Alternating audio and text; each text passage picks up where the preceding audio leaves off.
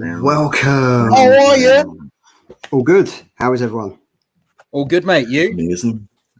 Just love Thursdays. Aye. It's just so good being back for Amazing. another week, another episode, and the chat is buzzing already.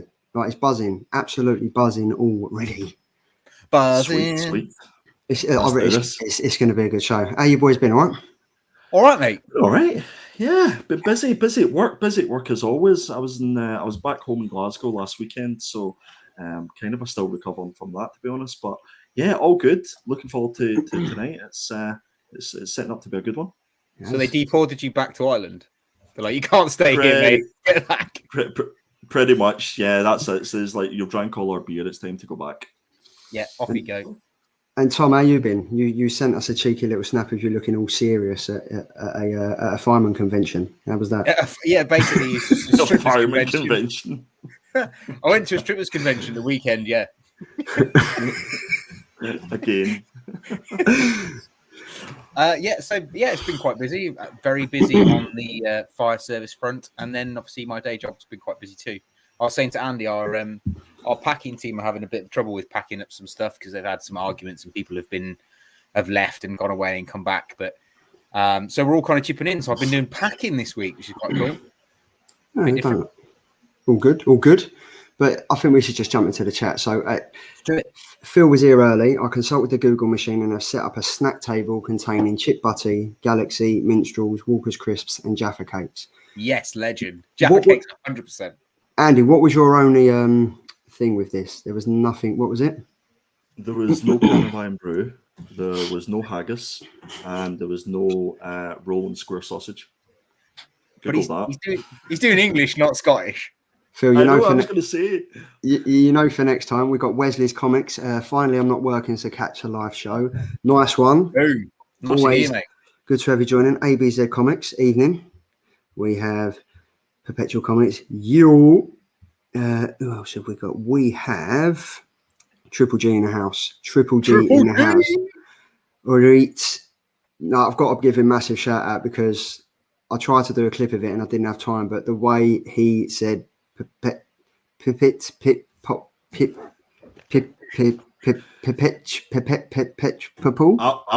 somebody to remix it into. I will do that. I will next week for Andy's indie picks. We'll have that at the start of it, and I can promise you now it will be, and we'll showcase that. But if you haven't seen Triple G's latest video, go and check it out because you can't help but love this guy, and he is the Triple G, absolutely. And we've got everyone's favourite Hawaiian, the Poptimist. Aloha. Everyone's favourite Hawaiian. He done a quality live stream the other night. Absolutely loved it. Like he's slowly coming to the dark side. Yeah, best comic kingdom of Canada. He's their best customer. Honestly, the amount of freebies he got in that gift box, absolutely killing it. But he did have a bit of a shitter that Diabond Iron Man, Diabond Captain America Funko Pop that he received was broken. No way. Had a massive scratch on the case, yeah. So, but that must have been, he was telling me, we was talking in the chat, and that must have been done pre-boxing up and stuff and pre-shipping because it wouldn't have been done shipped. He said it was bubble wrapped to high heaven and stuff like that. So it's just always annoying when you get stuff from overseas and it's damaged like that. Quality control. I know. I think it definitely was that. Definitely was that. Who else have we got in the chat? With their packing team as well. Yeah. Heisenberg is back. Leon Russell. Hello there, sir. How you doing? Everyone's favourite shelf, Mr. Scott. How you doing, sir? Congratulations on hitting £168, I think it was, for your last charity night. That was great. And 300 subs as well. And 300 subs as well. That was wicked. Always love hitting a milestone. You promised me comics. Hey guys, we'll be talking about you guys in a bit. Got a bit of a feature for you. Scotty Young Fest at Charlie's today. Do you know what? I was going through some comics and I literally just pulled out quite a few Scotty Youngs. We've got some up there. We've got some there. That's Harley Quinn. She comes with me everywhere. So that is not a Scotty Young piece. That's just my favourite CGC. Who else have we got? It's Tim. Oh, it's one sexy mother. It is one sexy mother. Where's the fried Mars bars, or is that one of those stereotypical myths? I don't think it is, Tim. To be fair, I really don't think it is. That's an Edinburgh thing, but we've moved up to fried bounty bars now, so we've went up that continent. I love a bounty bar. If you haven't already, Tim and Lucy did a fantastic. I think it was like 4 or 5 hours in the end. On Saturday they did a claim show and it was wicked. And he's just done a live stream as well. So massive thanks for the shout out there.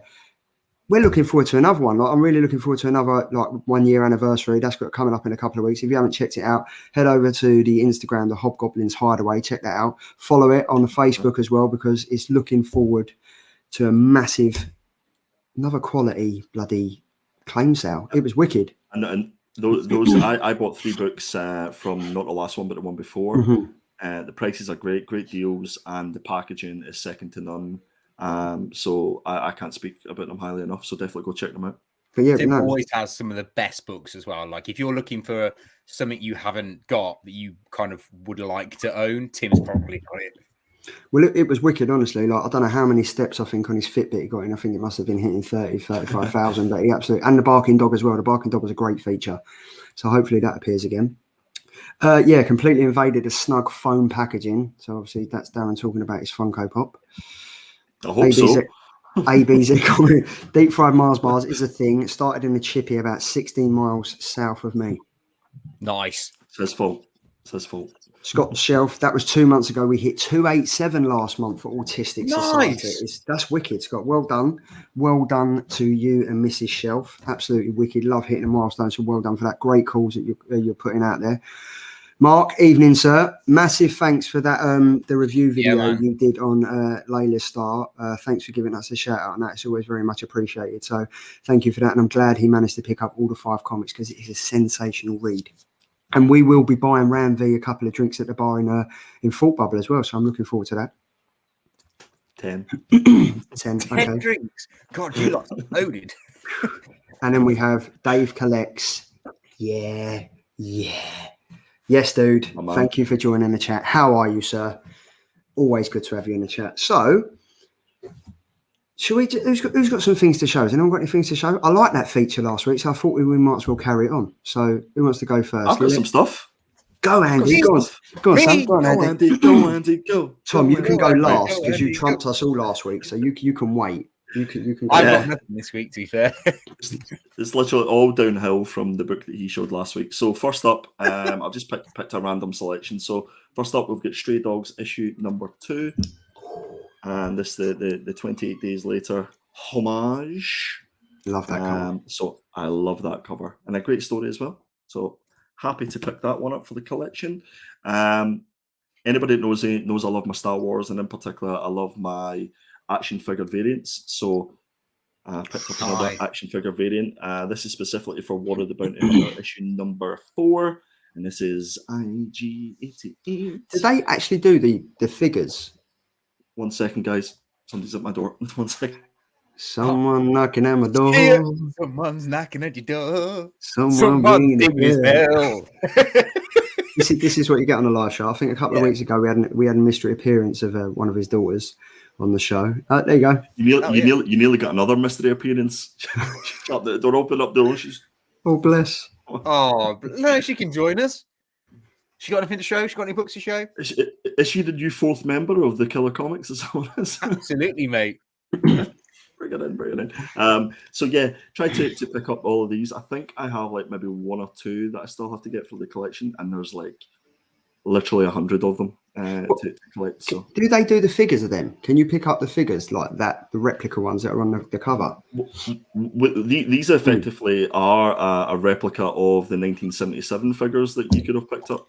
Okay. So this would be Empire Strikes Back, so it's 82. Mm-hmm. So yeah, I've actually got that figure just behind me in the cabinet there. Oh, nice. We've got Champions issue number 16. That's a great cover. That's amazing. I love that. And there's a few first appearances of this team in this one. I actually really enjoyed that story. Yeah. What was that, Tom? Sorry. Is that Ramos cover? Alberto Ramos. Yes. Cover? Yeah. Love it. Next up, I've been trying to pick all of the Clean Room run. So I think there's like 18 issues of this, and it's my favorite female artist, Jenny Frisson cover. Can we have that one? Come on. We need to get that. Later on. We need to get that as a soundbite, I tell you. Do you know what, that cover though? They're very much like, there's a few covers and comics out there. They really do seem to be going down the Department of Truth look. Or I mean, obviously that was probably done before then, but do you know what I mean? It's kind of like you can see where the inspiration comes from. Yeah, there's literally a Department of Truth one that's very much like this. I can see where you got that one. And I just got one more, and I couldn't resist this one. You've probably seen this on Animaniacs. Instagram. I love Animaniacs. So this is the first appearance of Animaniacs in American comics, and also the first appearance of Pinky and the Brain. So you two. No, I was just about to say you two. Got that point, eh? So that was a small selection. Well, the discussion we had last week offline, I definitely think it's Andy. I wasn't going to say lads, but I'll take it. No, so no. That's my small collection. Who's next? Very nice, mate. I'll go next. Charles. Right, so I picked up quite a lot. Right, I've had a good little scout. Right. So as I mentioned, the Hobgoblin, they did a claim sale last Saturday. I think it started like 8 o'clock and finished at like 2. And as if by magic, the comics that I bought arrived today just in time for the show. So I think Tim knew what he was doing. Literally, as you can see, I haven't opened it, and I can't even remember what comics I bought. So Traffic. I literally can't. Show your address. Don't show your address. Did I show that? Show everyone your address. It's right. It's all them AOKs. All them AOKs I can receive, so you can all see my address now.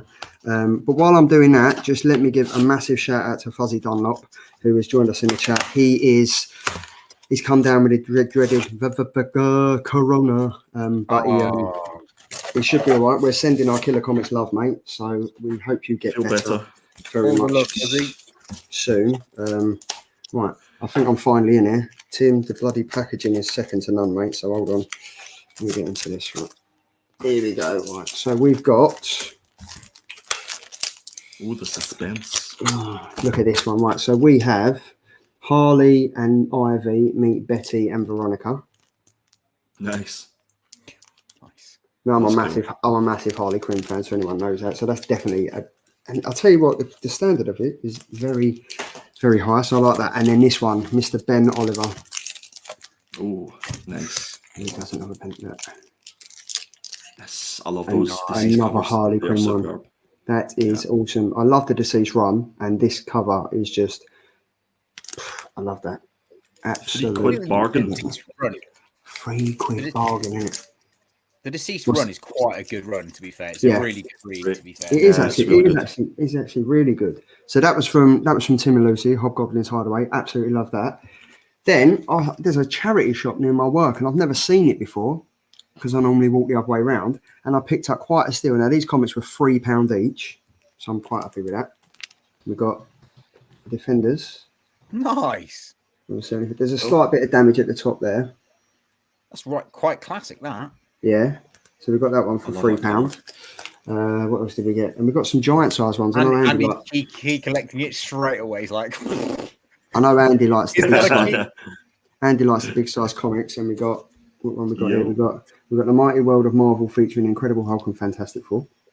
Nice, cool. That's in great condition considering the age. Yeah. That's what honestly, like literally, it is 1979. And it was released every Wednesday. Marvel's TV sensation. We've got this one, The Mighty World, and we've got Fantastic Four. Nice. There we go. The only thing is, though, look at they're a slightly bit bent. Oh, where they've been in the box. That one. Look. Cheeky press, mate. Right out. And we've got Hulk and Rhino. So I think we've got number 155, 327, 329. 118. I actually really love this cover. That's class. And then last we have Marvel starring the Incredible Hulk. You're going to have to collect them all now, Charlie. That's the thing. You've started, so if I kill you, I die. Look at that. But yeah, that was my just the fact that you think there was 7p, like 7p. I bet they smell great. They do. as well, Charlie. You can smell it. I'm not sure if it's Mildred who works in the shop, if she hasn't had a wash for a couple of weeks, or it's the fact that the comics are that old. But it smells like a librarian. It does. But yeah, that's my good. pickup this week, and it's going to be annoying because I'm going to purposely walk past that shop every day now just to see what they got in. Oh, Mate, you should just drop in your card and be like, if you ever get any comics in, give me a buzz. What card? I ain't got a card. All right, fair enough. his bank card. Yeah. His man card. Yeah, I have this. Yeah, if you've got any doubles, I'll take them. I'll take them all. But yeah, that was my killer pickup this week. Nice. Very good. Killer pickups for me. I've only got two personally, but we've got some stuff in the shop, so I'll show you them first. So we've got the Peach and Moko Death of Doctor Strange. That's nice, that is. So that came in today. No, I tell a lie. It came in yesterday. We've got the Moon Knight 10th anniversary Miles Morales cover for issue 3. That's nice. It is nice. I quite like these Miles Morales covers, to be fair. Mm-hmm. We've got the Miles Morales Guardians of the Galaxy 10th anniversary Miles Morales cover, which is quite a nice one. I think this is probably one of my favourite ones. Yeah. And the Iron Man one from last week. And then you got the Doctor Strange one, which is quite cool. That's a great cover. Yeah, I like that he's got levitate, levitate, levitate written on his jacket, and then he's actually stuck himself to the thing rather than actually levitating. I think it's really quite fun. We've got the Fantastic Four one as well. Oh, that's a nice cover. Yeah, I like that one. That's nice. Yeah, it's hard to show because of the. Who is that at the bottom? Is that Thing? So it's the Thing at the bottom, and then like a kind of radioactive style Spider-Man at the top. That's wicked. I think these are all they're all like these outfits that he wears in the video game, I believe. Also, King Spawn issue 2 came in this week.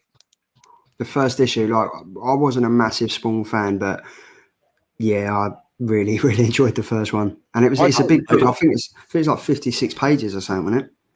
I don't have either, believe it or not. And I have both. I'm a huge Spawn fan. On the web. I'll talk to you later. I'll slide into DMs again. Go to www.comicmint.com. Use the discount code Geeky10. I'm just going to give a shout out to the guys over at the Digital Comics who have just literally got to their Kickstarter.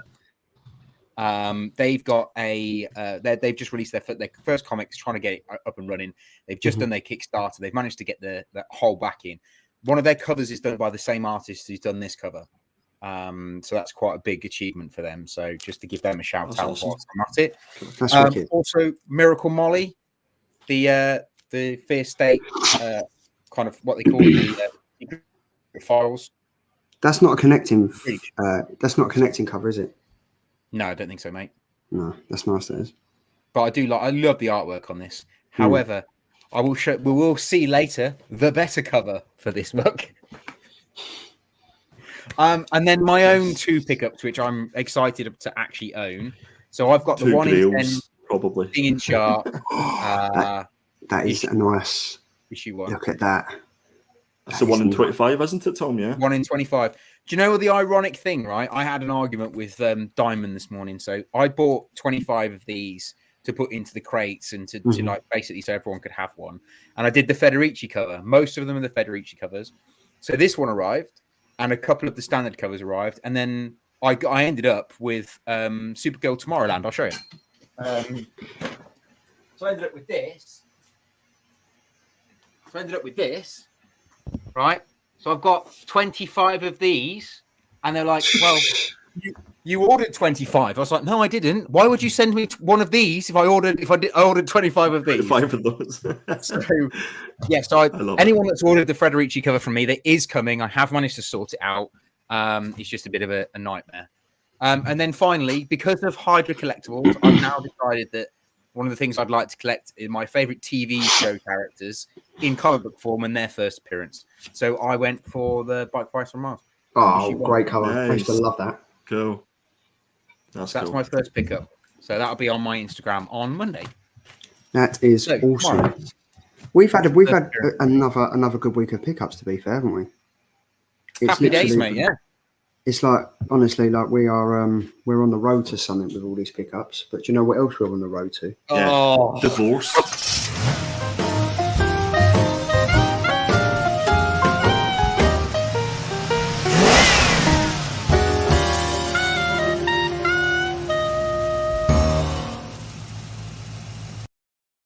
That divorce bit got me. We're on So the road to well divorce. Tried to cut him before he said it, but it was there. But yes, it's another week, and we're taking another step towards Thought Bubble that is going to be in November. And Andy, how many flights have you booked this week, mate? It's honestly, I managed to book another flight. I rearranged it. So, shall we go into this? Yeah, go for it. Go on.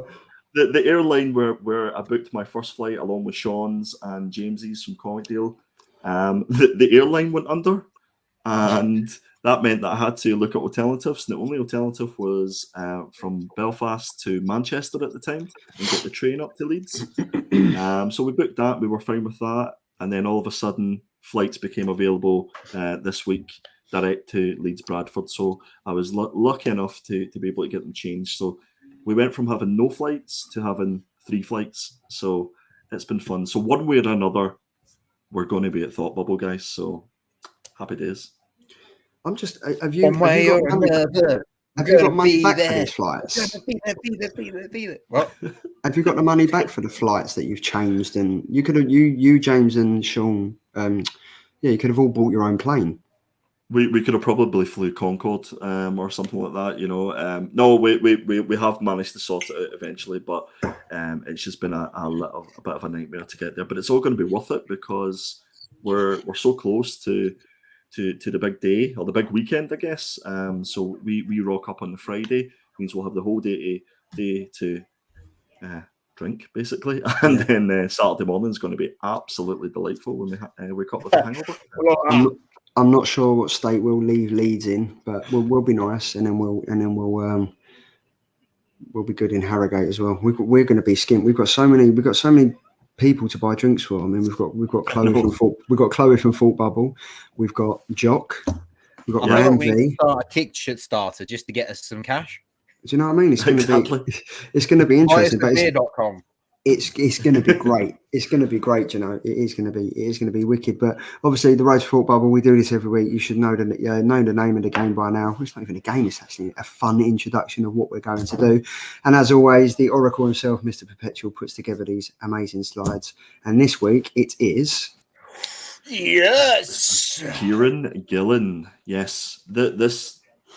As I said before, guys, I've loved putting these together because there's things about these creators that are going to Thought Bubble that you find out by doing the Googling, looking up the Wikipedias, and just getting a bit of a better insight to the person. So it's certainly going to make it more interesting and a lot better when you can actually go up and speak to these guys and know a little bit about some of the other comics that you maybe have not read before.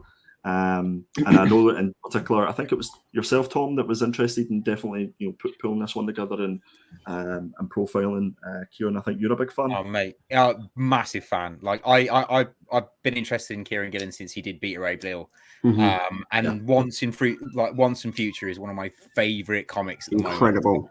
Incredible. I mean, I think me and John Boy, when we interviewed John Boy, me and John Boy had a proper we just become best friends moment over it. yeah. BFFs. No, I had to keep a limit on the amount of slides that I actually done for this because I could have just kept going because once you go into all the old stuff that he's done before, it's absolutely fantastic. So you can see there, guys. You can find Kieron Gillan on Instagram and on Twitter. It's at Kieron Gillan. And he also has his own website as well, which has a newsletter that you can sign up for. So I would highly recommend that you do that to get all your latest updates. But he's a British comic book writer, and he's actually a former computer game and music journalist, which I didn't know about. But it completely makes sense when you look at some of his earlier work because it's very much related to music. He's known for being his creator-owned comics Phonogram and The Wicked and the Divine, which I'm sure a lot of people have heard of. Yeah. And that was created with Jamie McKelvey, who he works with quite a lot. And he's done numerous projects for the likes of Marvel, such as Journey into Mystery, Uncanny X-Men, Young Avengers, and The Eternals. And I just picked out some comics that maybe you might have not appreciated that he's done. And you've got one up there, Charlie. I have this. Siege, Loki. This is probably one of my favourite Loki stories, but also the cover as well. Like Loki is just in his element there, and this is. Yeah. And I picked this up for £1. Can I ask a question? Yes. The artist of that is that DiVaggio, Marco Derchvek even. Yes. It is. Yes. But it's awesome, and this only cost me £1. It's a one shot, Nice. and it only cost me £1. He is That's cool. class. And this will be, this is. I'm definitely taking this to get signed at Thought Bubble. So that's another one to add to my suitcase full of comics that I'll be taking. Swag. Could you not afford two comic bags, Charlie? Could you not afford 2 bags of boards? Do you have to double them up? Yeah, I did it. Just doubled them up. Doubled them up. Double. No, you'll actually be. I think a lot of people will be surprised the amount of comics that you probably read before and maybe not appreciated that Kieron's actually written them. So there's other ones there like Better Rebuild that Tom had mentioned. There's A versus X, Avengers versus X-Men, and then there was a series that I definitely remember called Uber, which was fantastic, and there was lots of sort of spin-offs from that series. But we're going to... Is that about the drivers? I was going to say, yes, that inspired the taxi service. It's a homage to German Uber taxi drivers. Amazing. Do you know what? For years, I was a friend of mine at the comic shop was talking to me about Kieron Gillan when we were reading Peter Ray Bill, and he kept saying to me, "Oh, he's such an amazing American writer." I was like, "He's not American, mate." He's like, "He is American. They're all American." He's like, "No, there are British writers. Please stop thinking they're all American." And this is definitely one of the best. But what I've tried to do with the slides coming up here is maybe just look at some of the earlier work that he's done, and then we'll sort of get up to some of the more recent stuff that you're probably maybe a little bit more familiar with.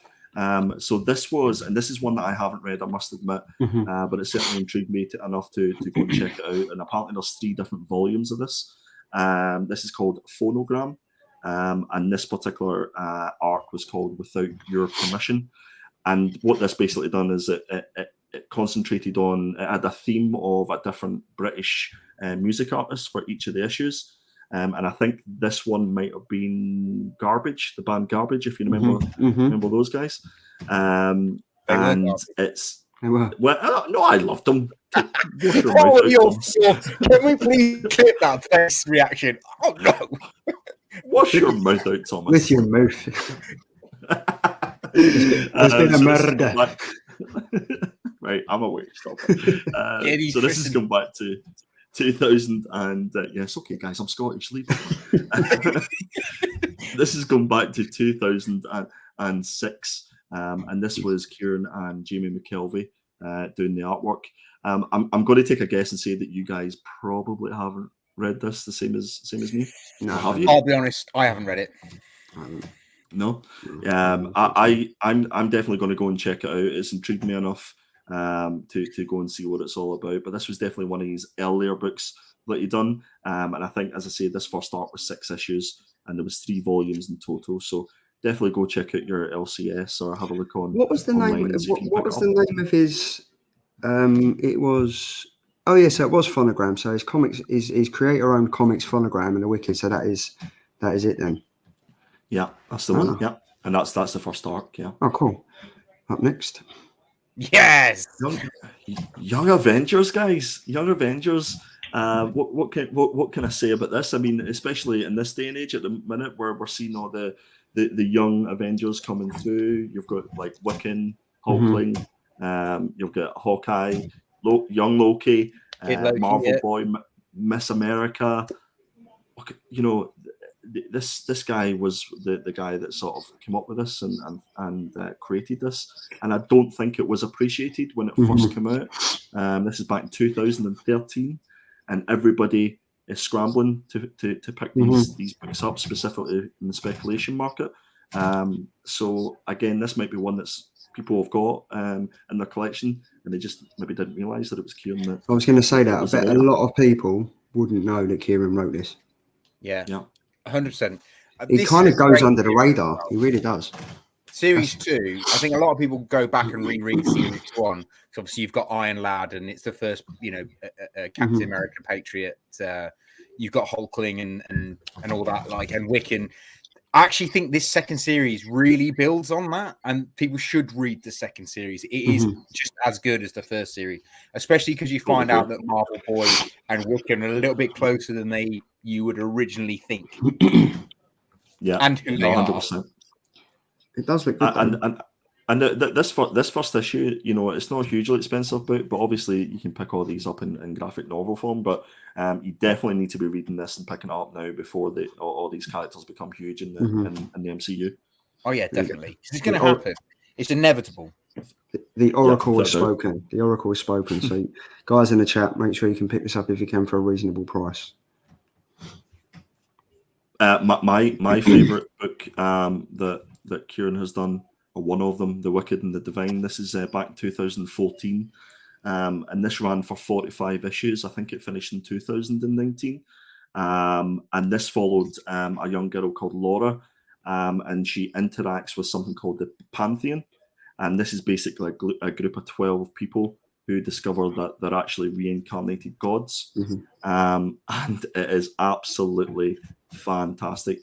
It's all about supernatural powers, and but there's one stipulation with that, and is that because you're a god, that you have all these powers, that you have to die within 2 years as part of a 90-year cycle known as the recurrence. So there's lots of books at the minute that actually got on that theme with regards to if you have special powers. Moths is one of them at the minute. Yeah.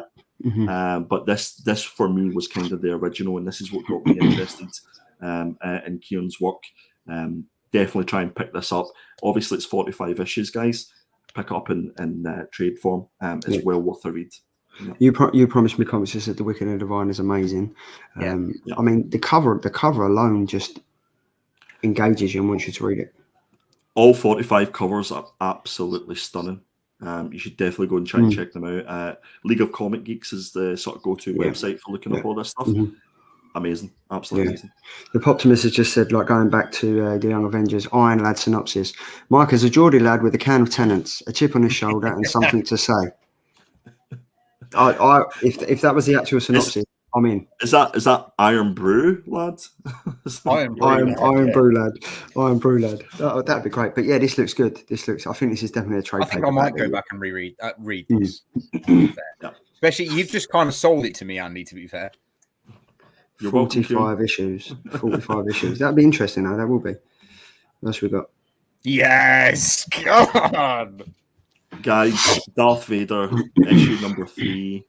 Kieron Gillan is the co-creator of Dr. Aphra, which is arguably going to be one of the biggest characters in the Star Wars universe. It is absolutely fantastic. Again, everybody knew that this was happening whenever this Darth Vader run came out. And as soon as Dr. Aphra appeared in that cover, everybody went absolutely crazy.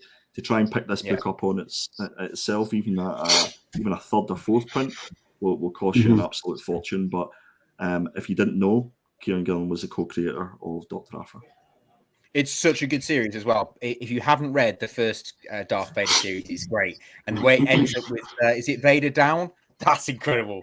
That whole story arc, Vader Down, is amazing. And also the cover artist for these, Adi Gronov, is insane. And he did all the concept art for Iron Man 2. So he's amazing. Go and check him out. Yeah, this 100%. Looks. I mean, the cover. This looks wicked. And there's big things. It's not the only Star Wars book that Kieron's done. There's lots of other ones. Again, have a look on League of Comic Geeks and you'll be able to see all the stuff that he's done. Great cover, though. It is good. Now this is to die for. Die, yes. I like that. I like it. Die, which is still ongoing at the minute, as far as I'm aware. I think it is. Yeah. Issue 627 at the moment. Yeah. I think when I looked, it was like solicitations for up to issue number 20. So this started off in 2018. Kieron Gillan obviously writing, and fantastic artwork by Stephanie Hans. Again, this was another one where the covers were absolutely superb. So the synopsis for this one is: in 1991, 6 teenagers sat down to play a role-playing game, and they disappeared without explanation. There was no clues; they had vanished, and then they were found 2 years later, over 50 miles away. and when they were asked about it, that they said that they had gone nowhere, that someone had actually taken them. And then it goes into year 2018. The teenagers are now adults, and they're about to discover that no one actually escapes. So it's all got that sort of role-playing vibe about it. So it basically sounds like what Jumanji should have been. Yeah. Like a cool Jumanji. like a cool Jumanji. I think Jumanji's pretty cool. No, not like the remake of The Rock and Karen and whoever else was in it. But yeah, this I'd love to see this as a film. Surely this has been commissioned, huh? Must have been. I think it will be, mate. There's I would talks. imagine so, yeah. I know that Ross Ritchie's in talks about Once and Future, so I'm not picked up well.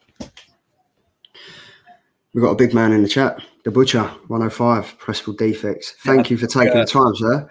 You can sit amongst the rest of the fantastic people in the chat, because we have literally got such a good show lined up. So you've joined right at the perfect time. Hey Mark, how you doing? Unfortunately for Kieron, no creative rights for working when working for Marvel. 100%. That is poo. Shocking. Absolutely love Dyer. Both artwork and writing are top notch. Yeah, this cover, That like man some of knows his stuff. it does, and the covers for these are incredible. Like they are very, very, very good. Love this. Have you seen the one that's on Kieron's Facebook page or Instagram at the moment, which is a black cover with the dye on it? Mhm. It's just completely blank apart from the word dye. It's absolutely stunning. I kind of just like the way they've done it. That cover that I had put on that slide was actually from the Forbidden Planet exclusive. So that's one definitely to pick up. I think I actually had that in one of my hauls. I picked it up recently from eBay. So yeah. It is nice though. It is. And then last but no means least. Yeah. Once and Future. This is incredible. This is such a great run. Honestly. It's such a cool comic. Kieron Gillan and Dan Mora. Like, what more could you actually ask for? What more could you want? What more could you want, Could you want? I'm gonna go catches. That was brilliant. No, this is a great story. I only read up to like the first art, and then I sort of went away from it from the second art. But I've had lots of people, including yourself, Tom and Charlie, tell me how good this is. And I know that Scott Shelf is a big fan of this as well. So I'm going to try and dive back into this, specifically, obviously having done a little bit of investigation into Kieron's work. I'm interested to see what the rest of the books are like. So, Tom, you're a huge fan of this, so give everybody a synopsis. Okay, so basically, if you like mythology, which I mean, I'm hugely into Viking mythology. So I picked this up because I like the idea of mythology. So the idea behind this is that Duncan is like a normal bloke. He thinks his life is normal. His grandmother is just a normal batshit grandmother, and he tried to basically go and see her and take her, go out in the woods with her and go for a walk, and they end up fighting a giant, massive mythological creature, which then unlocks this whole thing that he finds out that his grandma has been fighting mythological creatures for a very, very long time, and she's like basically like a secret agent that works for the government that just basically takes on all these kind of mythological creatures. They only become real if you believe in them or know about them or start talking about the story itself. So it's kind of got that thing. It's like if you talk about King Arthur, he then becomes real. If you talk about Lancelot, he becomes real. And this first story arc is basically about the King of England. So it starts off with the whole King Arthur coming back. But what if he isn't a good guy? What if he isn't supposed to be a good person and he just wants to take over the whole world? So that's how the first story arc is. And then the second story arc has got a bit of Beowulf in it, which is quite cool. But yeah, I really would recommend picking this up if you like that kind of old school mythological stuff. It is a flip. It is a flip on what we know. It's great. Yeah. It's not. Can I just my gran has never taken me to the woods. I feel as if I'm missing it, guys. My grandma took me shooting, mate. So I've been in the woods with my grandma. Wow. Okay. Before we go on, I just want to say I want to have a voice off with, or a word off with Triple G saying Perpetual Comics and Tom saying mythological. I can't say mythological. I can't say ambulance. Oh, no. So yeah, so Triple G, if you're down for that, mate, we're trying to sort that out. Maybe we can have like a. Is that like a new segment? We're going to do like a word off. We could have a word off. We could have a words with friends. Words with friends. Let's have words with friends. Just bring on the words. But maybe after a couple of I like bevies. that my disadvantages really bring you joy. Let's not go there, Tom. Let's not go there. We was laughing at you for an hour after the show last week. But it was fun. But yeah, maybe at Thought Bubble we can have after a couple of beers we can have like a word off, and we have to pick the longest word, and you guys have got to say. No, Who knows? But yeah, so that's Kieron Gillan. Very much looking forward. He's probably going to be. We're trying to get him on the show, and then obviously that will just add to our tab of how many beers we've got to buy someone at Thought Bubble. So I would absolutely love to get Kieran on the show. So yeah, Kieran, if you're watching, or anybody that knows Kieran is watching, please come and join us on one of our shows, and we'll happily buy you a drink at Thought Bubble. It will be. But yeah, that's another Road to Thought Bubble Creative Spotlight. Another one down. Wonder who's going to come next week. Who knows? But up now, we've got killer covers. Now, I still need to work on an intro to this because everyone's like expecting a tune and stuff like that. But this is going to be last week. Who was it won? I think Tom, you won, didn't you? I did. Tom won. I came second, not for the first time, and then obviously Andy came third. But this week, so obviously we've chosen what we think are our killer covers of week 38. Up first, there we go. Oh, yes. Batman Secret Files, Miracle Molly, issue number 1. I love it. I think it's great. Whose picks this? Mine. This is the cardstock variant. It's okay, I guess.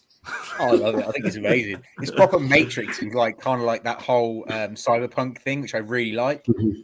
It's a shame that they haven't really played on that too much in the story yet. Mm-hmm. I love this whole cyberpunk thing. I would like to know what the numbers signify, though. What, 001001100? Yeah. It's probably telling you to do one. Do one, Molly. But I like Miracle Molly. I think she's going to be a good character. It probably is Molly in binary. Maybe. Yeah, that's what I should pick this book back up, guys. As I say, I dropped it at 106. But guys, I just found out today that Jock's doing a 1 in 50 cover for issue 117 and 118. Yes, he is. Yep. Oh God, just take my money. Just take all my money. I'd love to say I'll get them for you, mate, but if I order 50 comics from Diamond, I might get a completely different book. Your 50 Miracle Mollies. Yeah. So Tom, do you want to tell us why you picked this cover this week? So I picked this cover because I think it's cool. I like the fact that it looks a little bit like a bit from the Matrix and the whole cyberpunk thing. And I think Fran is a great artist. So this is why it's my pick. And also, I quite like the idea of this story. I really want to read this Batman Secret File of Molly, just to find out where she is, where she's come from, what she's about, really. Because I haven't explored that yet in the actual Batman books. I just want to know why she's got one shoelace undone. She's going to trip over that. That's because it's cool. She's cool. She's down with the kids, isn't she? Down with the kids. But yeah, that is. I actually really like that cover. First, Miracle Molly. I actually really like that cover. Shoelist. I really do. Just because Andy's asked the question, I'm just going to get that in there already. The best cover this week. So we get it. Is it come up? It should have come up. Yeah, there we go. Best cover this week. So who we got? Spoilers. We have. Well, you asked the question. Yeah, Andy, go on, son. Spoilers. What's the? I was. Do you remember? Do you remember last week we said to the viewers if there was any books that they thought were particularly good or any covers to hashtag the Killer Comics. So I don't know if we got any or many. But if anybody wants to do that for this week, that would be cool, and we can maybe show something. Yeah. So yes, I went for the fabulous Jenniferson cover for Catwoman issue number 35. This is a cover B, and this. Can you say her name again, please? This is absolutely. That was freaky. I didn't even know who the fuck it was. Because I couldn't see his face. because it was behind the comic. Look at those eyes. No, not mine. Catwoman's. They are. That is beautiful. Do you know what, Andy? I love this cover. It's an amazing cover. But do you remember I said to you the only thing I didn't like about it? What did I say I didn't like about this cover? I don't know. Tell me. I think the hands are too big. The hands look massive. You think she's got manly hands? Yeah. Man hands. But it's Jenny Frisson, man. You can't go wrong with Jenny Frisson. What's the name of that really famous actress who had this kind of hairstyle? I'm getting that vibes, but I can't remember the name of the actress. Like really old, famous actress. She got big hands? No. It'll come to me eventually. I'll probably remember it tomorrow night. Yeah, look. Like, I remember. Welcome, Noggin Comics. Love the. Oh, mate, I'm not even going to attempt to try and say that. Noggin Comics. Welcome. I know, but it's just going to come out completely wrong. Anything Frisson. Yeah, I really like the 1 in 25 Engu for this issue. Yeah, yes, it is good. Yes, beautiful. Mark Hepburn. Is it Audrey Hepburn? That's it. Yeah, Audrey Hepburn. Yes, thank you, Mark. Breakfast at Tiffany's. Yeah, there's another one now. Like, everyone's throwing out the 90s super models of the movies. Demi Moore. Oh yeah, to be fair, and Demi Moore. I'm getting them vibes too. Andre the Lady Giant. Is that the one? Yeah, no? Yeah, I remember her. But Bridget the Midget. But yeah, Jenny. Oh. Jeez, okay. So yeah, Jennifer, this is a gorgeous cover though, man. I'll give you that. It is. Just She's look done, at those eyes, guys. She's doing all the cover leads at the moment for Catwoman 35. Because there's a couple on the site. There is. She's got a Harley Quinn one coming up and a Poison Ivy one coming up, which you can get from notquitemint.com, by the way. Mm-hmm. Pew, pew, pew. But you know what? She's done the cover since issue 30, I think. Yeah. A bit like Catherine Zeta-Jones. hands like shovels. There we go. And then up next, last but not least, we have. Yeah. This is. If I see that while I was swimming, this is missing from the Not Quite Mint deliveries. I would be gone. Like honestly, for me, this is what I would imagine King Shark to be. Like if you see that while you're swimming and you see that coming towards you, this is just incredible. Like this is awesome. Look at the detailing on the mouth, inside the mouth, the teeth. This is incredible. Federici's absolutely smashed it. Just take a minute to look at the hands. Look at that hand. There's something like. When have you seen a shark with a hand like that? Come on. Hold on. When have you seen a woman? When have you seen a woman with the size of hands like this? Why don't we swap them? Somebody Photoshop that for us and put those hands on the shark and the shark's hand on her. I'm all right. Great. Yeah, Tom's on it.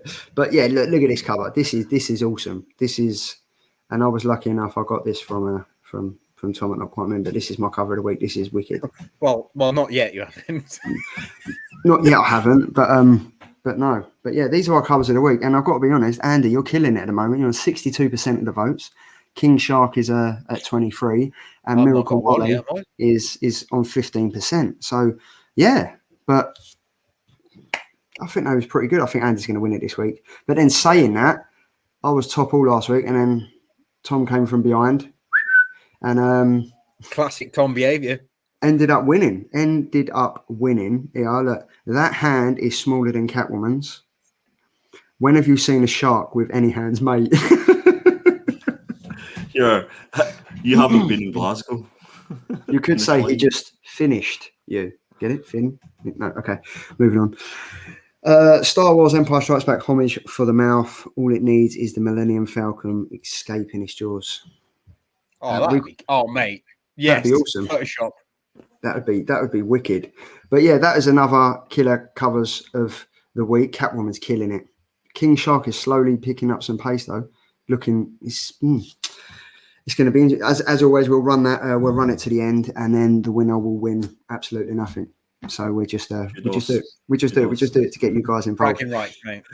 But so we've got the thought bubble out of the way. We've got the killer covers of the week out of the way. Now on to week 37 reviews. This is what the show, a small segment of the show, as it starts to escalate into something bigger and greater, and we're coming for the world. We are coming.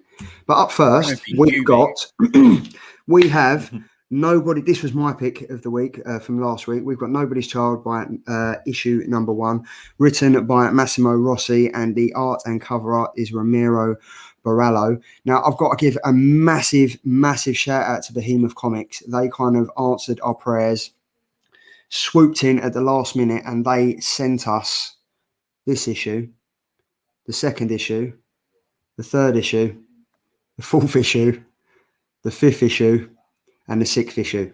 They sent us all the issues on trade in trade paperback form, digitally for us to read. So massive, massive shout out to them, because we was just unable to get it. I couldn't find it in my LCS. It was unable to get it. If I was able to get it, wasn't going to get it on time and stuff. And this was one of the comics I was really looking forward to reading. So massive kudos to them. The lesson in that, guys, is to make sure that you pick up your books at final order cutoff. Pre-order those bad boys. Absolutely. And if you want to see a fantastic final order cutoff show, then definitely go and check out Sparks Comics, We Promise You Comics, who does it every single week without fail. And then go to your LCS or go and give Tom a nudge, and he'll order it for you. But honestly, this cover, so we've got the main cover by Ramiro Borello. Bloody, I'm going to call him Amiro. I'm going to go with it. I've spelt his name wrong on here, but I'm going to go with it. Amiro Borello. I do apologise if you're watching. He's done cover A, B, and C. And then we have a certain fantastic variant cover. It's by Anna Shadowcat for the variant cover. And you can buy it. You Promised Me Comics. There's a cool variant on the end. Yes, we're getting to that, as I promised you we would. Sparks Comics. Anna, if you're in the chat, You Promised Me Comics. Now, this for me, this story, I'm just going to go on to the next page, because obviously this cover here is amazing. It tied very much into, I think it was yesterday or the day before, was Rhino Appreciation Day. So it tied in very much for that. But Sparks Comics, You Promised Me Comics, Caroline Comics, and Shadowcat. Shadowcat has created this absolute masterpiece here, and it's available on the 3 places above. If you want to contact Sparks Comics or any of the logos that I'm showing above, you can get it from there. You can also reach out to them by emailing youpromisemecomics@gmail.com. This issue, or this cover, is limited to 300 pieces, and it is only $15.99 plus $8 shipping. And as you can see, the shipping will be calculated for the cost outside of the US. So if you haven't already, get on that. They've been promoting the hell out of it. It looks absolutely amazing. Fantastic cover. Amazing. But the story for me, I didn't really know what to expect. I'm going to be honest. I didn't really know what to expect. I flicked through it when I first got it, and then I sat down to read it. I enjoyed it more than I thought I was going to. Like, I love my animals. I love anything about it. So if there's any stories out there that are about saving animals and helping animals, you've kind of got me at the start. The artwork in the story for me worked really well with the story, and I was really engaged. It was kind of like a twist between. What am I trying to say? It was the twist between, Mad Max. There was Mad Max elements in it, and then there was like the African tribes and everything trying to kill the animals and stuff. I just thought it was really, really engaging, and I really enjoyed the story, and I'm very much looking forward to reading the rest of it. And I had to stop myself from reading the next 5 issues, because I kind of want to read it when you guys are reading it, so we know we're on the same page and everything. But this, for me, I think Behemoth have done an amazing job here. I really, really, really enjoyed it. Thoroughly enjoyed it. Yeah, I would agree with you there. First off, this cover is absolutely stunning. It's absolutely beautiful in its simplicity as well. And hats off to Anna and the guys for making that happen. It's absolutely great. And I would say for anybody in the UK who's maybe worried about shipping and things like that, definitely check out Stackery, who you can get your comics sent to Stackery and then get it sent over here. That's definitely what I plan to do. But the book itself, guys, I agree with you. The artwork absolutely matched the story. Again, I wasn't sure what to expect. I was really intrigued by the synopsis and what it said on previews. But I thought, for me, what I got from the end of it was, I love a book where you think about the book afterwards and the story.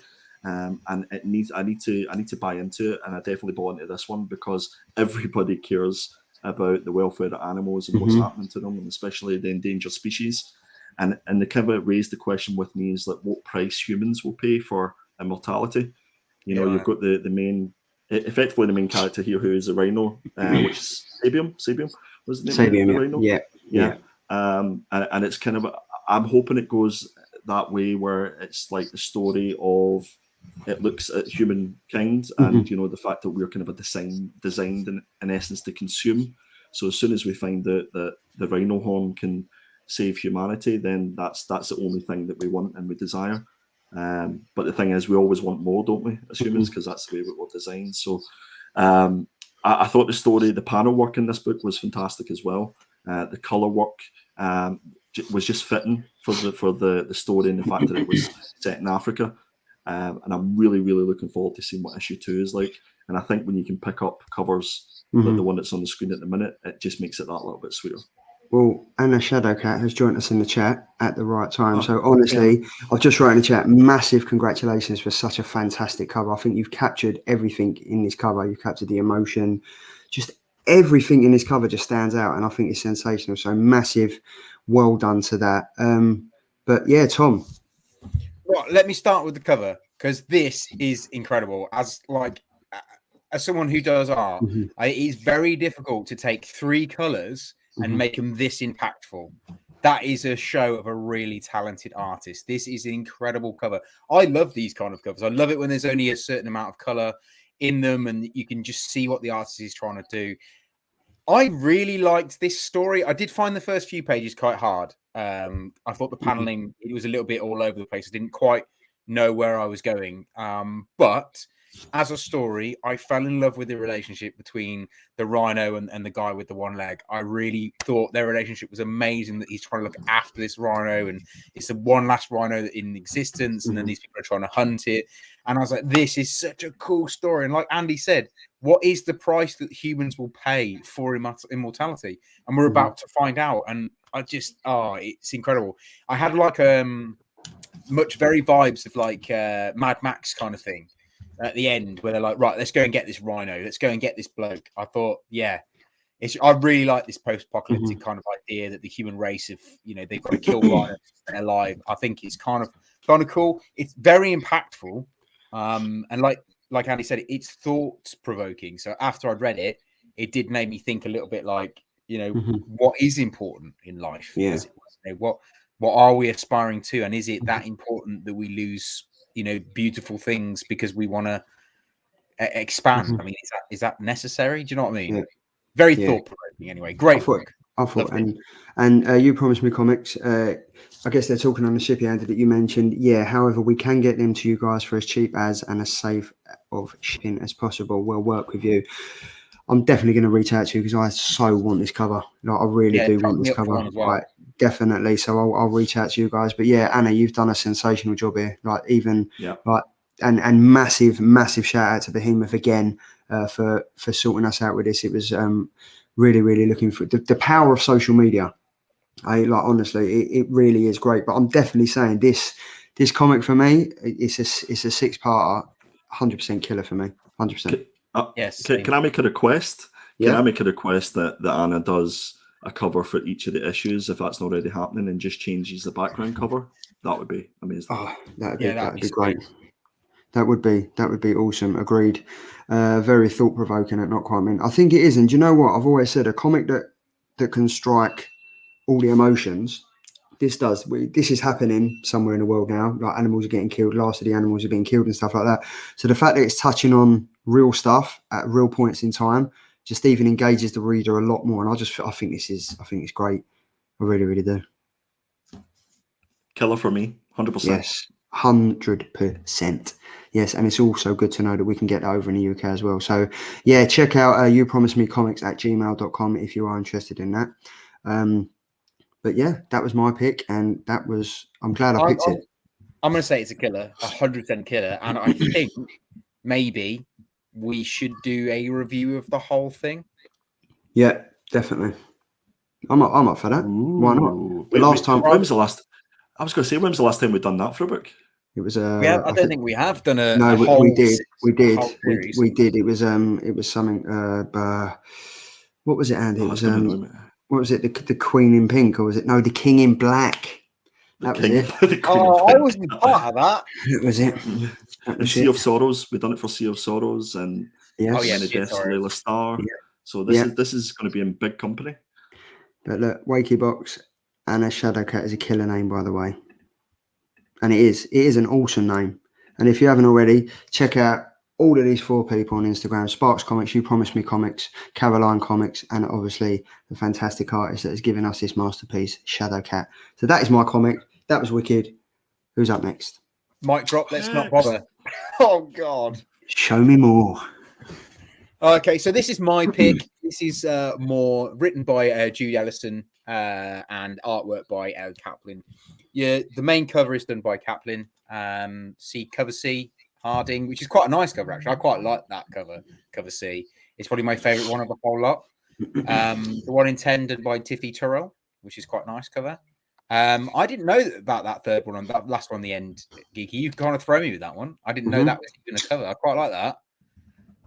Doesn't really say what the story's about.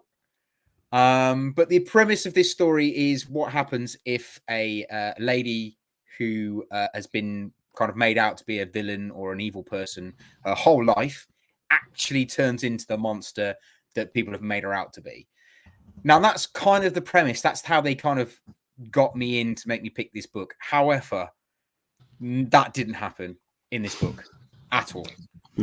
If anything, this book was very much like, there's a TV show going on at the moment called Seven Strangers on Amazon Prime. It's very much like that. Her and her sister have turned up at this retreat. They're trying to like kind of relax, as it were. There's no men on this island. She's trying to get away with something that's happened in her past. Her sister's trying to support her. That is basically all I can remember from reading this book, and I only read it yesterday. That to me tells you how good this book is. I was not a fan at all. I definitely won't be reading issue 2. Sorry. And it was your pick of the week. And it was my pick of the week. Andy, do you want to trump that, or do you want me to have a go? Charlie, be my guest. This comic, I really enjoyed it. I'm not even going to lie. Did you actually?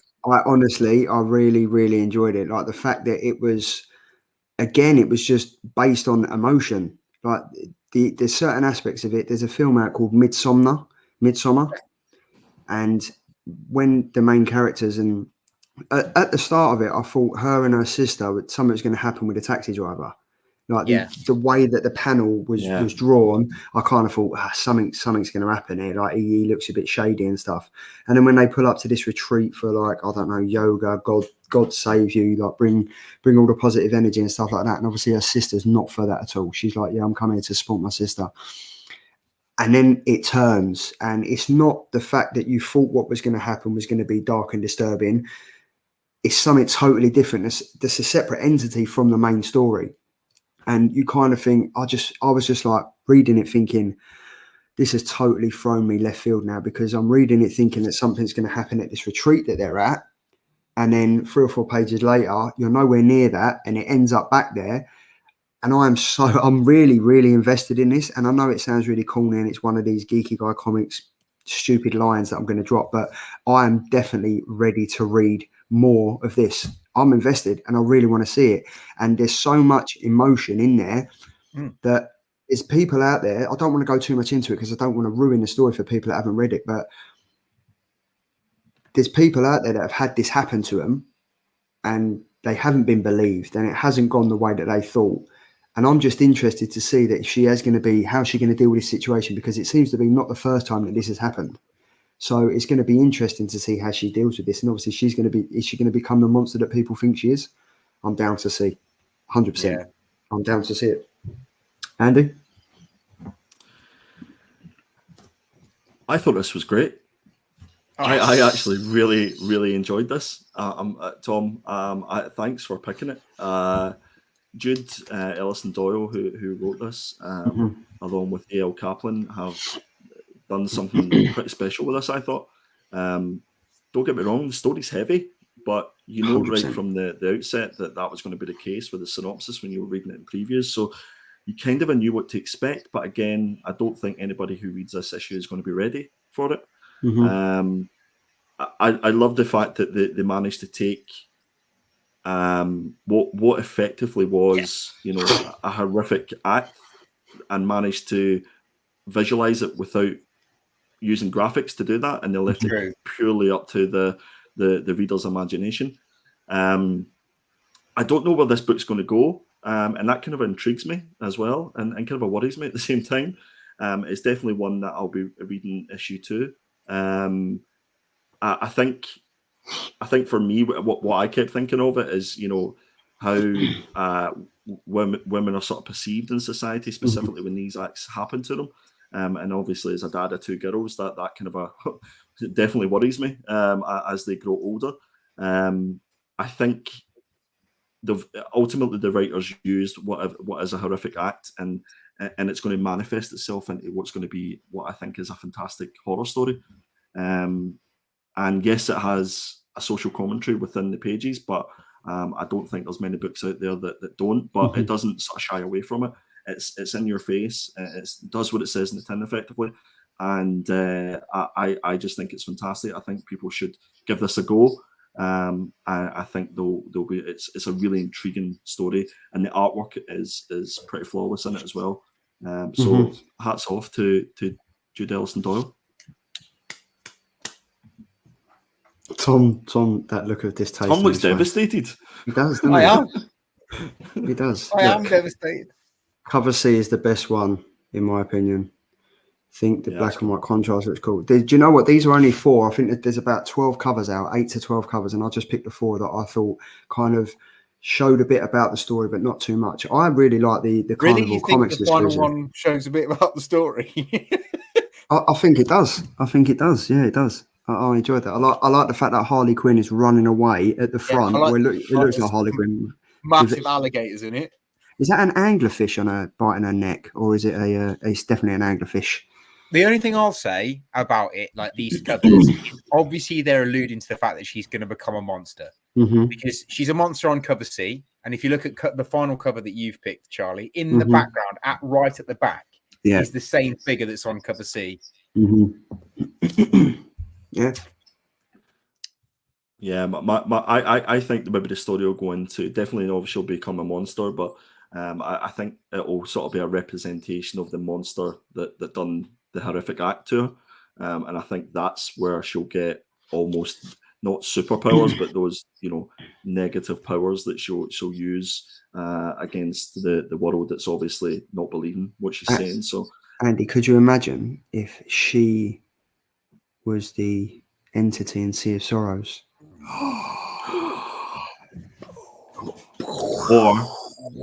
or oh my God, it might be Mephisto. It might be. Tom, you awake, mate? By the way, he's devastated. By the way, I've got no washing going this week, so the buzzer won't go off. If you do everyone in the chat, if you do get a chance, check over on my Instagram. I'm gonna post it. I'm gonna have to post it because it's such a great video. I'm gonna post it again. I loved it. You just see Tom's reaction, and it's the close up where it's like. You missed it at the start of, I think it's the start of the show. So one of you has got police cars going past, and that did catch me to start with. We're just gonna have to sit in a bomb shelter so there's no noise, and you can just solely concentrate on picking awesome comics. But Tom, thanks for picking this. It was definitely you're welcome. A killer comic for me. Andy, what was it for you? Yeah, 100% killer for me. Binner for me. That's Tom's first binner. That is Tom's first binner. First binner. But so that's from Boom Studios. It was very different for what Boom Studios have normally done, and I'm with it. I'm looking forward to it. And up next we have. Here we go. No, that was previous. This is Image. Primordial issue number 1. I think it's fair to say that we've all been looking forward to this. I think I picked this up in my indie picks last week or the week before. So this is written by Jeff Lemire and art by the fantastic Andrea Sorrentino. The synopsis, guys: we've got Cold War, we've got the space race, we've got science fiction, and we've got monkeys. What more could you ask for? That pretty much sums up This You're not about this show, or well, that's true. Yeah, the space race and monkeys? Yeah, it sounds like this show. It takes us back to 1957 in the USSR. They launched the dog Leica, I believe was the dog's name, into Earth's orbit. And 2 years later, the USA then sent 2 monkeys, Abel and Baker. But in this story, the animals never returned. Abel Baker. It sounds like a pub. We're just send the Abel Baker just in case they might want some snacks cooking while they're up there. Leave me alone, just because you didn't like your book. Sorry, mate. Continue. I should shut the fuck up. Continue.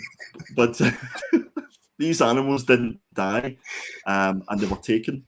And this book is going to look in its 6 issues about how they come home. And this was kind of like the Department of Truth in space. Yeah. It was kind of like the love child of 2001: A Space Odyssey mixed with a bit of X-Files.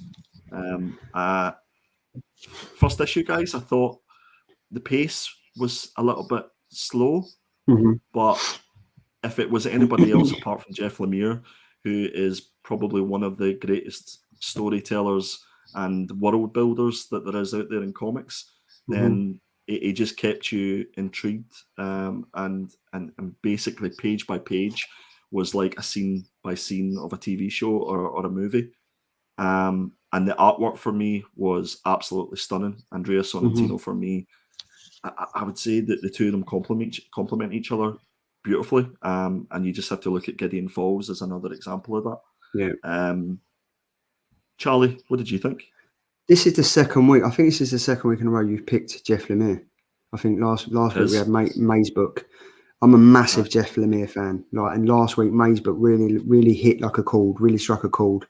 And I said last week, if people in the chat haven't read it, check out Family Tree. It's awesome. I think there's like 14 versions of it, 14 issues of it. This for me, I loved it. Now I've only obviously picked 4 of the covers. There are 26 covers out there this week. Last week for this, 26 covers. For me, the best cover is the John Gallagher one. That is, I said it last week, it looks like 28 days later when she goes to open that and the geezer's like, I wouldn't do that for you. That is my worst nightmare. It wasn't good enough to win the cover challenge, to be fair. No, but if you'd have gone with the Alan Quay one, you might have won. But this for me, I really enjoyed it, and I've got to agree with you. Like for me, it jumped around a bit too much.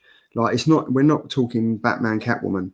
Like it didn't jump around that much, but there was aspects of it that jumped around, and I was like, and once I got my head around it, I found it really good. And the interesting part of it was when he got the readings through, and it was going up, and you're just thinking. Yeah.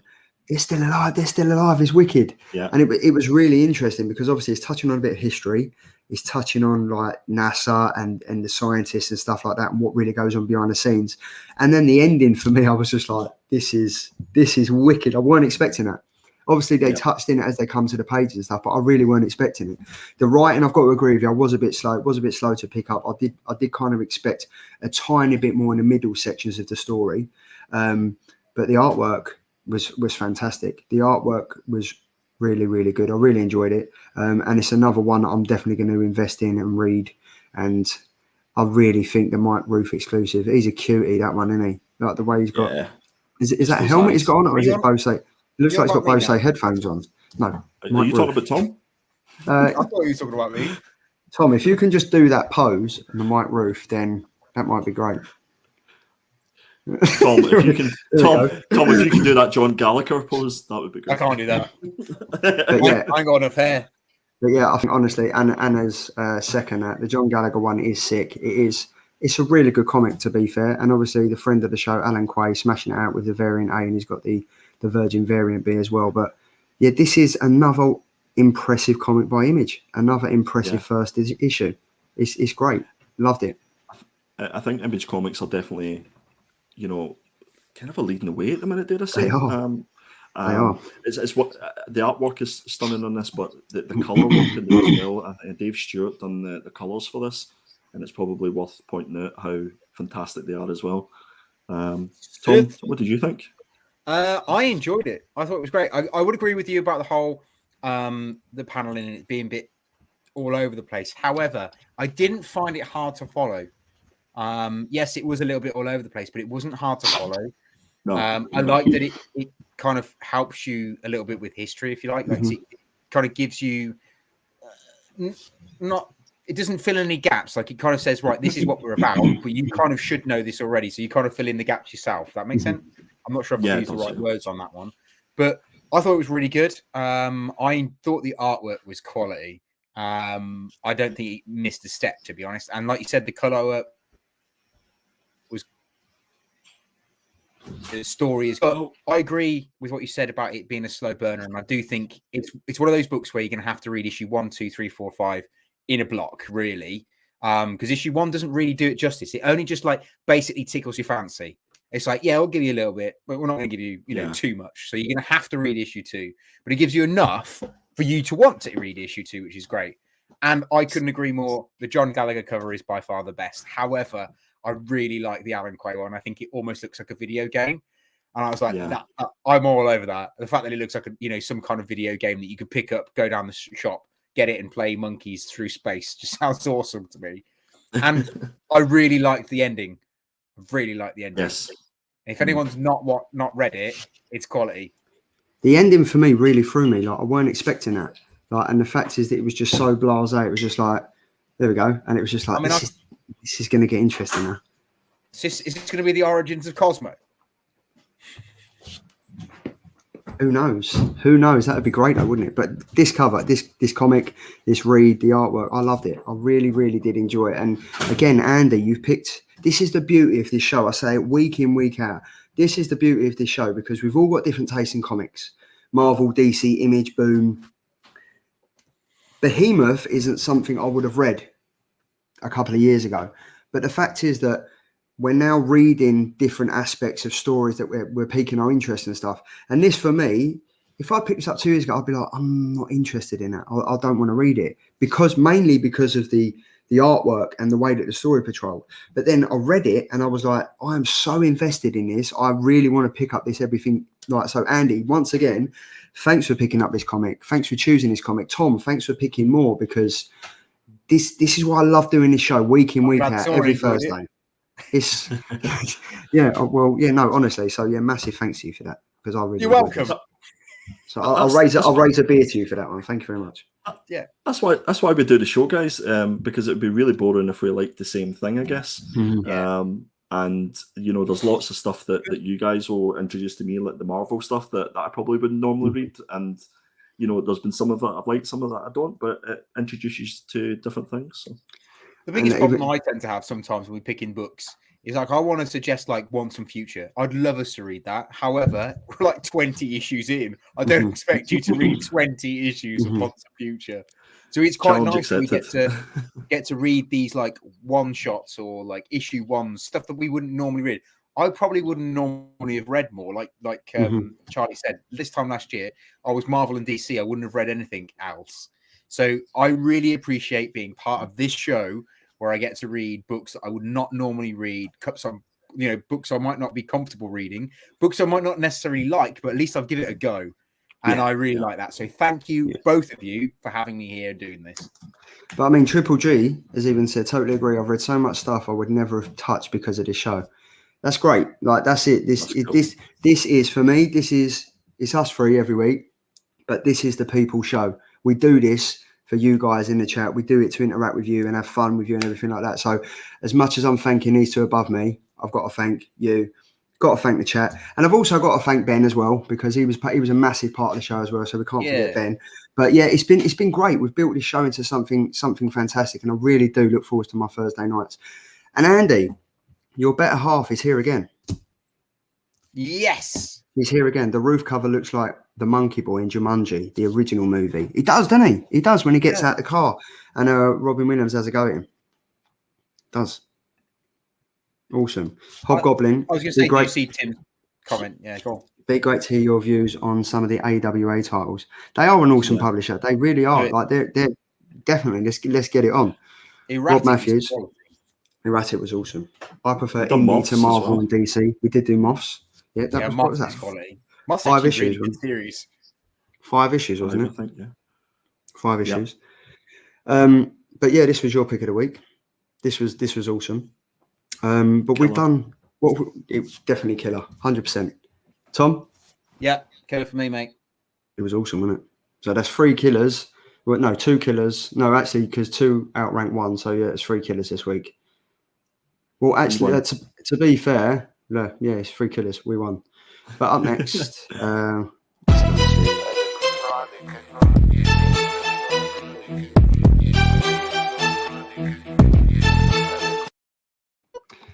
actually, do you know what? I'm gonna re-edit that video and I'm gonna play it for a bit longer because that beat is sick. I love that beat. I actually have made it. Like I said, I think I say this every week. I've made a longer version. I just need to send it to you. Remind me. You heard it live on the chat. Tom needs to pull his finger out because I mean he's only doing 3 jobs at the moment. So pull your finger out. I need to pull my finger out and do another job. And send it to me. I actually didn't give a shout out to Rob Matthews, who's joined us in the chat. I do apologise, sir. Rob Matthews, thanks for joining us. Rob. He is obviously a man after Andy's heart because he prefers indie to Marvel and DC.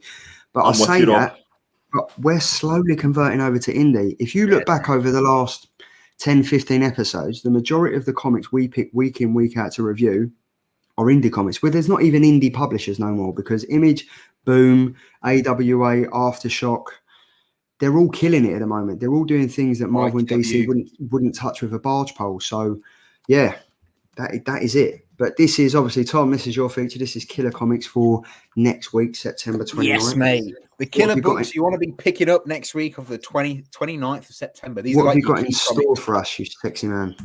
Well, actually, mostly DC and Marvel because... Oh, for God's sake. So, apologies. Straight off the bat. So first up is the first issue or like the alpha issue of Darkhold, and this one is written by Steve Oland and the artwork's by Kane Tonley. This one is a key, guys, because it's the first appearance of the Darkhold Diefield. So this is a new character that's going to be introduced for the Darkhold, and this is a kind of series that's going to be running on for a few months. That's going to look at like what happens if the Darkhold gets hold of our favorite characters. There's a Darkhold Spider-Man comic and it looks really creepy, which I'm quite looking forward to reading a little bit later on. But yeah, that's the first one up then, guys. That's the first key you should be picking up next Looking forward to that. I think that'll be quite an important run for the I think so. I think it's going to be a little bit like, they've got the Dark Ages going on. I think this is kind of not that it's the same or in the same premise at all, but it's going to be a little bit like Deceased. So Dark Ages is going to be like their Deceased version by Tom Taylor. And then this is kind of something else that's going to be like that. So it's like, it's not canon for your Marvel universe going on, but with the multiverse thing going on and this what ifs going on, it could be massive at some point. So it could be worth picking up. I think Marcus just touched on it quickly. The indies are about the story, not about the corporate message. Yeah, 100% agree. 100%. And when we talked to John Boy Mayers, he was saying how, like, without saying it straight out the bat, because obviously he can't say it because he works for Marvel and DC, that they kind of stifle creativity a little bit because you can't do certain things with certain characters. Whereas in the indies, you can have a main character and you could kill him off within 3 issues. You couldn't do that with Marvel or DC because, you can't do that, really. Yeah. Anyway, so moving on. The next one up is a DC book, Deathstroke Inc., number 1, written by Joshua Williamson, artwork by Howard Porter. This one is the first appearance of this brand spanking new team put together by Deathstroke called Trust. And it's a secret organization that are put together to take on the heavy-hitting villains, to kind of take them down. So a bit like the Suicide Squad, but they're actually being paid to do it rather than they've been put together by force, which is pretty cool. And I just love this cover. I love the fact that he's cleaning his sword with Batman's cowl. I mean, that's cool. Filthy. But Rob Matthews, thanks for that. Glad I found out about you. Who's got me on? Is that you? Right. Yeah, glad I found out about you guys on the channel. Nice to see some British folks taking comics. Do you know what? You've got us lot. You've got Scott Shelf. You've got Hydra Collectibles. You've got Attention Seeking Geek, Not Quite Mint, Perpetual Comics, Comic Deal, Noob, just to name but a few. There's loads of us out there. If you kind of follow any of us three on Instagram, you can kind of link into the other ones. So make sure you do check them out because us British folk, we are putting stuff out there, and we are absolutely killing it at the moment. So massive shout out to the UK comic book community, the US, everyone that's killing it and doing Geeks United. Geeks United, that's what we're about. Talking comics and being nerds. That's what we love. But yes, that is it. There we go. And then who else? IDW, love an IDW. IDW. So yeah, I mean, I'm a huge Transformer fan. I did unfortunately put these guys through something very horrific a few weeks ago when I made them read Grimlock, which was awful, and that was been an all around Shocking.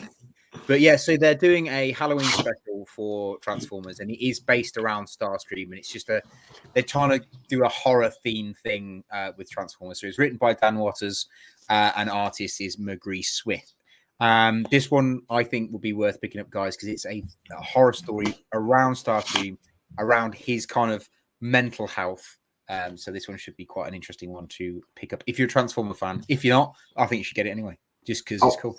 I was a Transformers fan until you put us through Grimlock. Well, you know, you might have to read issue 3 next week. Oh, no. The only way is up. Just letting the chat know that Tom won't be in the show next week. Yeah. So the reason Ben left is because we made him read Grimlock issue 1. Oh, for God's sake. But yeah, no, that was probably the worst. That's up there with Scout's Honor for me. I think Scout's Honor is worse, but it is a very fine line. Moving swiftly on. The last one. Finally, so yeah, the final killer to pick up is the Mighty Valkyries, but it's not the Mighty Valkyries. It's actually Detective Comics 1043, which is going to be the first team appearance of the Red Crown and the first appearance of Dab Dovan. So it's worth picking up for that. It's not written by Matthew Rosenberg, but Dan Mora does do the artwork for it. So yeah, I've got some of my slide correct. And you know what? I can't even be blamed for this because it's not the Mighty Valkyries number 5. Is it? No, and it's not written by Matthew Rosenberg. Is it Tamaki? Yeah, Tamaki's the right. Yeah, it is Tamaki. Yeah, but I sent Charlie the slides, then realised I'd fucked up, so I changed the slides, but I've completely forgot to re-upload them. Obviously, this is the problem when I'm at work and I'm working away, and someone texts me or someone comes to my desk when I'm working and I'm in the middle of something. I forget what I'm doing, and then I'm like, all right, I'll just carry on, and then I miss steps of stuff. Well, do you know what? You've done a fantastic job. You've picked some quality comics for next week. I'm really looking forward to this Mighty Valkyries and Batman Detective crossover. I'm really interested, really interested in that. And you can buy the variant cover at Not Quite Mint. So yeah, it's going to be really interesting. But up next we have.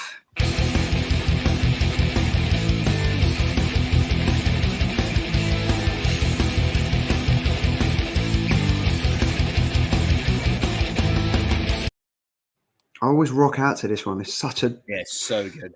We've got such an array of intros, haven't we? It's the rockiest intro for the most unrockiest member of the Killer Comic Show. I love it. Yes, this is the Killer Indie Picks for September 29th. First up, we have 10 Years to Death issue number 1. This is actually a one-shot. So it's one of those prestige size one-shots from Aftershock Comics. This is written by Aaron Douglas. And listen to this guy. Cliff Richards does the art. Not that Cliff Richards, though, but Cliff Richards does the art. We're all going on a summer holiday. Andy, you're being told off by your wife. Boy, Andy, send Charlie your updated logo, would you? Oh, actually, I before the show, Tom actually asked me for my updated logo, but I only got it late. But I will send it. Thanks, Kira. Like, you keep him in check, please. Keep me right. So yeah, this was sold to me for one reason only. The synopsis sold it as The Shawshank Redemption meets The Sixth Sense. Ooh. And apparently it's inspired by a true story as well. Wow. Okay. Yeah. So that got me, and because it's just a one shot, I was thinking, well, do you know what? There's no huge buy-in. So the synopsis says a newly hired prison guard, a notorious mass murderer, finally incarcerated for his crimes, and the death that binds them together. What happens when the murdered becomes the murderer? Ooh. That sounds interesting, you know. Sounds a good one. I'm definitely going to be picking this up. Yeah, 100%. Definitely picking that up. I've also noticed you got a new little QR code as well. I do have a little QR code, guys. This takes you to my Instagram. So you can find me at perpetual.comics, or you can just grab your phone and hit that QR code. And I would love if anybody who isn't following me comes and follows me. And I'm getting to what 700 followers, 800, something like that. Smashing it. But Sweet. yeah, Andy, You're going to quit at 1,000. I'm going to give up 1,000 to be fair. But more importantly, let's get this show and this channel to 700 subscribers. That would be amazing. And just to touch before we go on to the next one, we did say last week that if we do get to 700 subscribers by the time we go to Thought Bubble, we are going to get James Tynion to sign A Nice House on the Lake.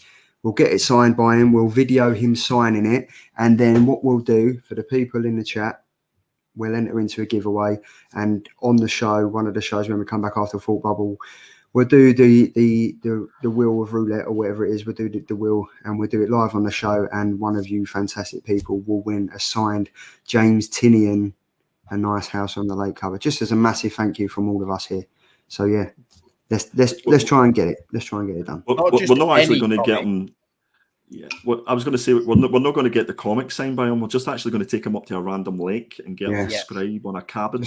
Yeah, that will be it. That will be it. But I mean, we'll get it signed, and if we get to 700, when we get 700, if we get 700 before Thought Bubble, that's even amazing. But when we do get 700, we'll still do that as a giveaway. And it's not going to just be any old cover. Oh no. Not quite mint exclusive cover. Pew pew pew. Pew pew pew. Looking forward to that. But yes, this cover looks awesome. This comic looks awesome.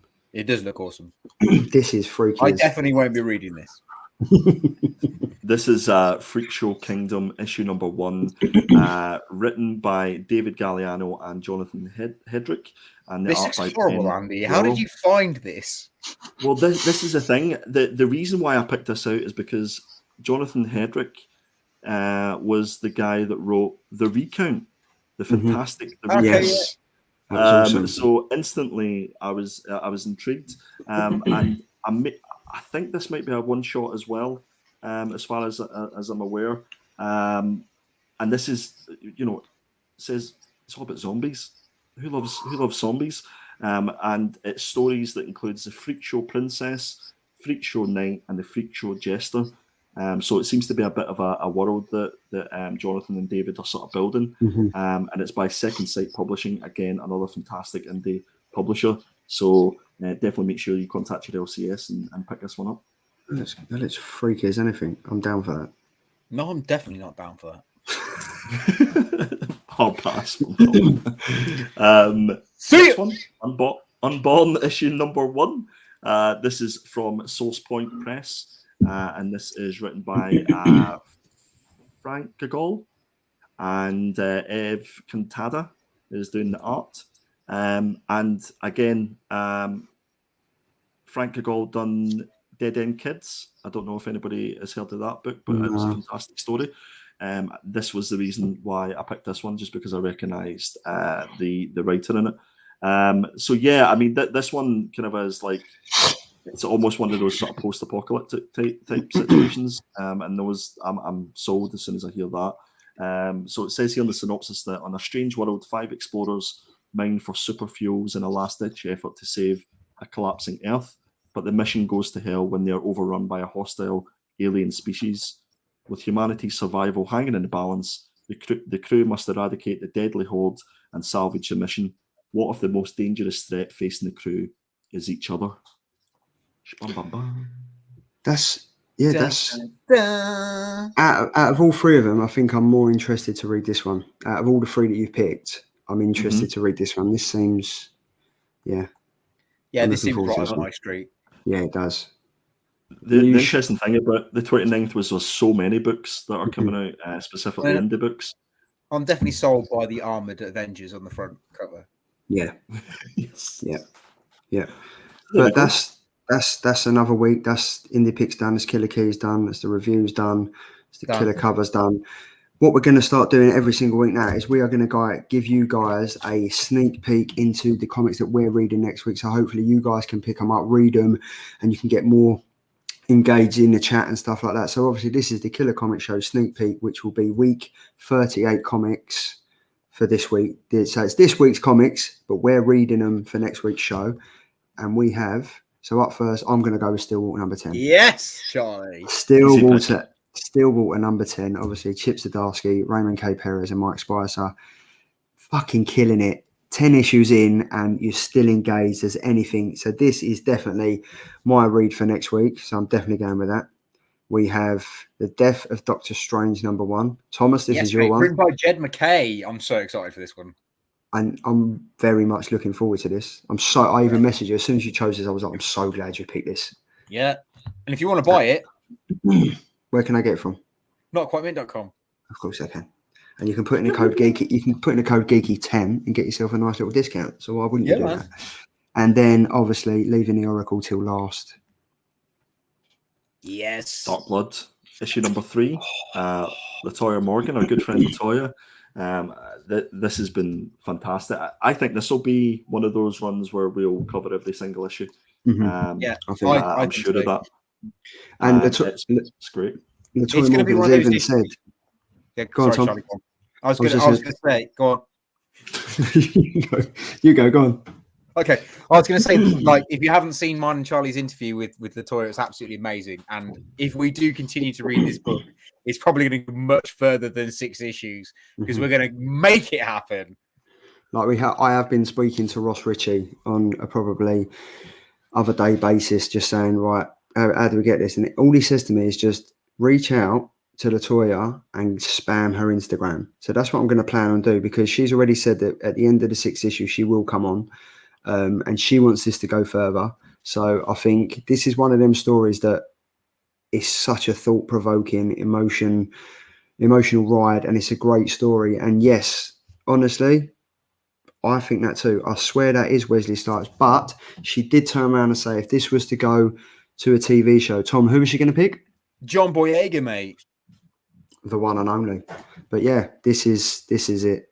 And look, yeah, Sif, sounds like Spinetics. We were all talking to each other. Do you know what?